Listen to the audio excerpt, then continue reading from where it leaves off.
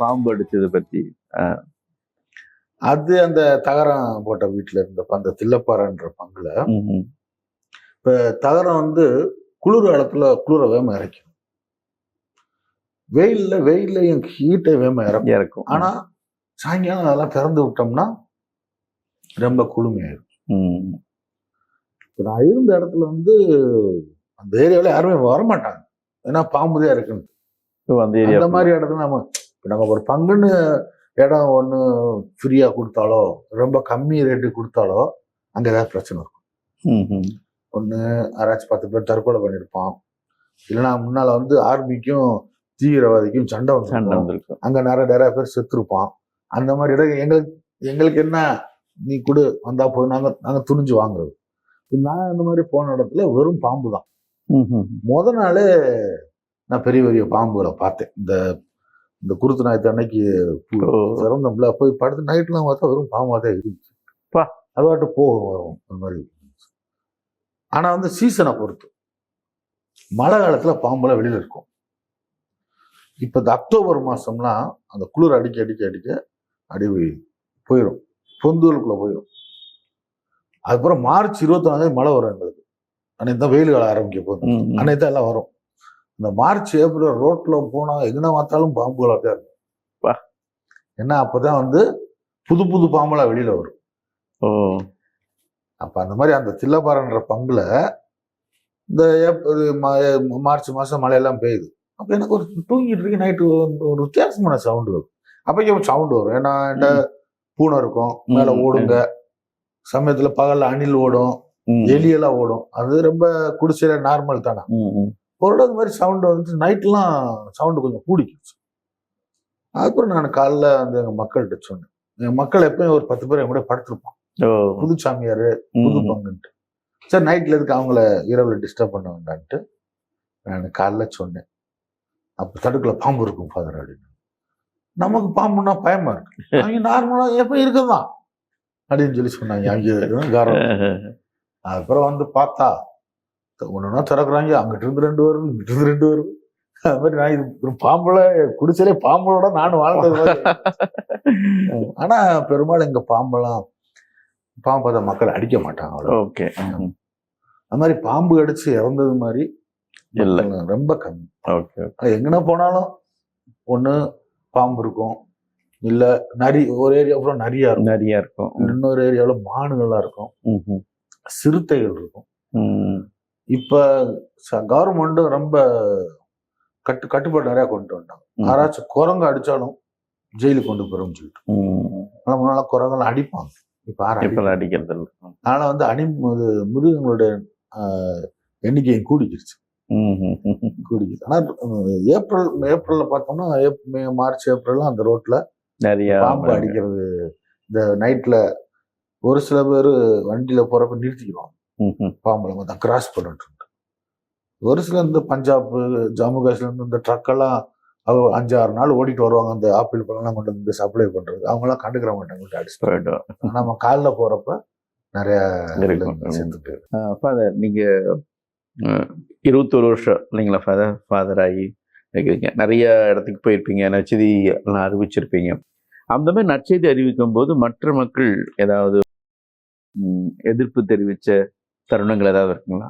இருக்கு, ஆனா அவ்வளவு இப்ப நம்ம மத்திய பிரதேசம் ஒரு அந்த ஏரியாக்களை நம்ம ஒப்பிட்டு பார்த்தோம்னா எங்களுக்கு ரொம்ப கம்மி.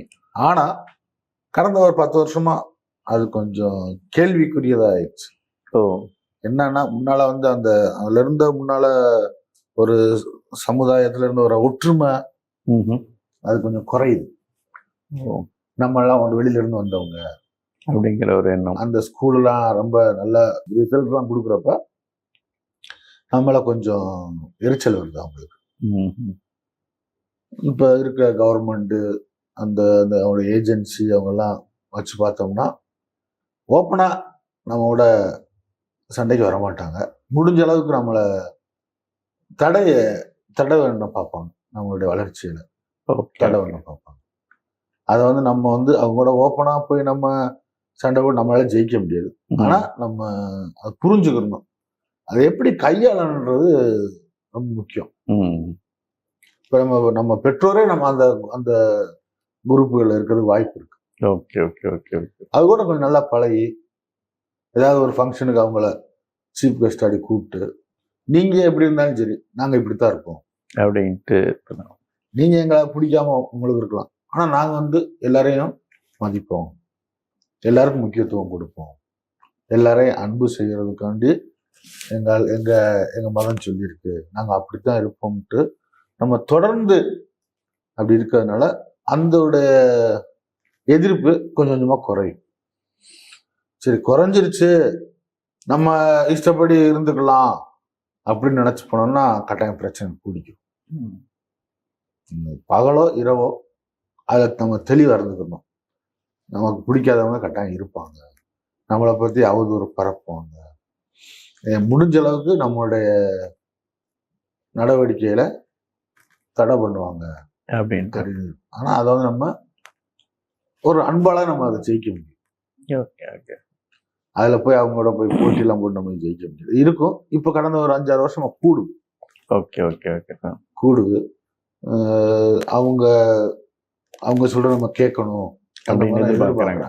சரிங்க சார். இப்போ அதை நீங்கள் ஒர்க் பண்ண ட்ரைபல்ஸில் அவங்களோட கல்ச்சரில் குறிப்பாக கரோ அவங்களோட கல்ச்சரில் இருக்க வித்தியாசமான கலாச்சாரம் நமக்கும் அவங்களுக்கும் ஒரு நீங்க இந்த மத டிவில இருந்து கேட்கறதுனால ஒரு ஒப்பீடு பார்த்தோம், நிறைய வித்தியாசங்கள் இருக்கும். முதல் பெண்ணின் உரிமை இங்க அதிகம். அவங்களோட சொன்னீங்க நீங்க இருந்ததுக்கு. இப்போ ஒரு பெண்ணே ஒரு விதவை ஆனாலும் அவங்க விட மாட்டாங்க. அதுக்கு வந்து மகாரி மீட்டிங்னு சொல்லுவாங்க. மகாரி மீட்டிங் அப்படின்னா வந்து அவருடைய சொந்த பந்தங்கள்லாம் சேருவாங்க. எல்லா முடிவும் அந்த அந்த மாதிரி இடங்கள்லாம் எடுக்கப்படும். நம்ம பார்வைக்கு அது சின்ன முடிவா இருக்கலாம், ஆனா அவங்களுக்கு அதான் பெரிய முடிவு. இப்போ ஒருத்தவங்க வந்து 5 குழந்தை பெற்றிருக்காங்கன்னு வச்சுங்களேன். அந்த பெண்மணிக்கு அவங்க வீட்டுக்காரு இறந்துடுறாரு. சரி இவங்களுக்கு 5 குழந்தை ஆயிடுச்சு, இவங்க திருப்பி திருமணம் செய்ய வேண்டாம்னா நம்ம வேணா அப்படி நினைக்கலாம், அவங்க அப்படி நினைக்க மாட்டாங்க. அவர் கணவர் இறந்து 1 மாசம் கழிச்சு ஒரு மீட்டிங் வைப்பாங்க. அதுக்கு முன்னால அவங்க ஒரு திருப்பலியை கொடுப்பாங்க, ஒப்பு கொடுப்பாங்க. அவருக்கு இறந்ததுக்கு ஒரு திருப்பலி கொடுத்து எல்லாரும் வந்து சாப்பிட்டு அன்னைக்கோட சரி அவங்களுடைய ஆத்மா நிறைவேறான்னு சொல்லி முடிச்சுக்குவோம்.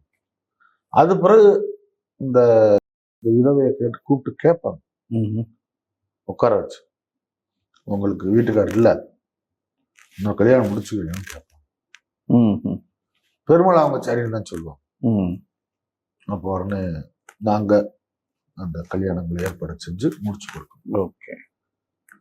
அது மாதிரி நிறைய விஷயங்கள் ஒன்னொன்னா பாக்குறப்ப அவங்க எவ்வளவோ கலாச்சாரத்தில் நம்மளோட மேல்மையா இருக்க மாதிரியே தெரியும். அவங்க மத்தியில பிச்சைக்காரங்க யாரும் இல்லை, அவங்க ஏழ்மை அவங்க. ஆனா அவங்க மத்தியில பிச்சைக்காரங்க யாருமே பிச்சைக்காரங்க இல்லைன்னு அது என்ன ரீசன்? எப்படின்னா அவங்க வந்து நான் வந்து காரம், நீங்களும் காரம், நீங்க எங்க வீட்டுல வந்து சாப்பிடலாம், நாங்க உங்க வீட்டுல வச்சு சாப்பிடலாம். எங்க வீட்டுல சாப்பாடு இல்லை, நான் வந்து உங்க வீட்டுல சாப்பிட போறேன். நான் இது வழியா போறேன், உங்க வீட்டுல சாப்பாடுன்னு எனக்கு தெரியும், வான்னு கூப்பிட்டு உங்களை சாப்பாட போட போறேன். ஓகே. அதனால வந்து ஒரு வயசுல மூத்தவங்க யாரையும் பட்னியா தூங்க விட மாட்டாங்க. அவங்க வீடு மட்டும் இல்ல, அவங்க தெருவு மட்டும் இல்ல, யாரையும். அதனால பிச்சைக்காரங்க அப்படின்னு யாருமே கிடையாது. என்ன இதுல விட இன்னொரு சிறந்த அம்சம்னா, இங்க இருந்து 1000 கிலோமீட்டர் அங்கிட்டு இருப்பான் அந்த ஒரு ஆளு. அவன் பேரும் இவங்க பேரும் மேட்சிங், ஒரே சொந்தம். வந்துட்டான்னா பண்டிகரியில இருந்து எல்லாம் வெட்டி அவங்களுக்கு 50-10 நாள் உட்காந்து சாப்பிட்டுட்டே இருப்பான். இது வந்து நம்ம எந்த கேள்வியும் யாரும் கேட்க முடியாது. இந்த விருந்தினர்களை உபசரித்தல் பயங்கரமா இருக்கும். அதனால வந்து இந்த மாதிரி இருக்கப்ப பாக்குறதுக்கு ஏழ்மையா இருப்பாங்க, ஆனா யாரும் பிச்சை எடுக்க மாட்டாங்க, யாரும் எங்கேயும் போய் சாப்பிட்டுருக்காங்க. அதே மாதிரி ஒரு ஊருக்கு ஒரு பெரிய பணக்காரர் இருந்தாருன்னா அது எப்படி வருஷத்துக்கு 4-5 தடவை ஊர் மக்கள் சாப்பாடு கொடுப்பாருன்னா, ஒன்று அவங்க வீட்டுல கல்யாணம் இருக்கும், ஏன்னா அந்த மாதிரி பணக்காரவங்க இருந்தாங்கன்னா எப்படி ஒரு 10-15 குழந்தைகள் இருக்கும். அப்படி இருக்கப்ப 10 பிள்ளைகளுக்கு திருமணம்னா நீங்க பாத்துக்கீங்களே சாப்பாடு அதெல்லாம். ஆனா வந்து அவங்க சாப்பாட்டுக்கு விருந்தோம்பலுக்கு ரொம்ப முக்கியத்துவம் கொடுப்பாங்க. அதே மாதிரி அவங்களால நல்லா சாப்பிட்டும் இருக்க முடியும், ஒருவேளை சாப்பாடு இல்லைன்னா இல்லாம இருக்க முடியும், சாப்பிடாம. ஓஹோ. ஆமா. ஆனா வந்து பிச்சை எடுத்து இல்ல போயிட்டு அடுத்து அந்த மாதிரி கலாச்சாரம் அவங்களால நினைக்கவே முடியாது. இப்ப மேகாலயாவில் இத்தனை வருஷமா ட்ரெயின் ஒரு மூலையில மட்டும் இருக்கு. நாங்க வந்தப்ப ட்ரெயின்லாம் கிடையாது. இப்ப ட்ரெயின் கூடிக்கிருச்சு. மேகாலயாவுக்கு எனக்கு ட்ரெயின் வேண்டாம், நீங்க வந்து தேவையில்லாம பீகார்லயோ யூபியில இருந்து பிச்சைக்காரன் கொண்டு ஸ்டேட்ல இறக்கி விட்டுறாதப்ப எனக்கு வேண்டான்னு கவர்மெண்டே சொல்லிட்டாங்க. இந்த மாதிரி இந்த மக்கள்கிட்ட அந்த அதை வந்து நாங்க ரொம்ப மதிப்போம். யாரும் எங்கேயும் போய் சாப்பிட்டுக்கிட்டு சந்தோஷமா இருக்கலாம் அப்படிங்கிற ஒரு கலாச்சாரம். ஆமா, ரொம்ப நல்லா இருக்கும். இப்ப நம்ம ஊர்ல இன்னொன்னு சொன்னோம்னா, இந்த அப்பா அம்மா கஷ்டப்பட்டு வளர்க்குறாங்க, படிக்க வைக்கிறாங்க, எல்லா டிகிரியும் படிச்சுட்டு வெளிநாட்டுக்கு பிள்ளைங்க வேலைக்கு போகுதுங்க வருதுங்க, லைஃப் ஸ்டைல்லாம் மாறிக்கிறது. அந்த நேரத்துல அப்பா அம்மா கவனிக்காம விட்டுறாங்க, முதியோர் இடத்துல சேர்க்கிறாங்க. அது வசதி உள்ளவங்க முதியோர் இடத்துல போய் பார்த்து எங்க அப்பாவுக்கு டிவி இருக்கு, ஏசி இருக்கு, அது ஒரு பெருமையாவும் பேசுவோம். இங்க அது கிடையாது. நம்ம ஏதாவது ஒரு கதை, ஒரு மறை உரை சொல்றோம், அதை சொன்னோம்னா என்கிட்ட நீங்க சொன்னீங்க அதுக்கு ஒன்றும் புரியல ஃபாதர் அப்படிம்பாங்க.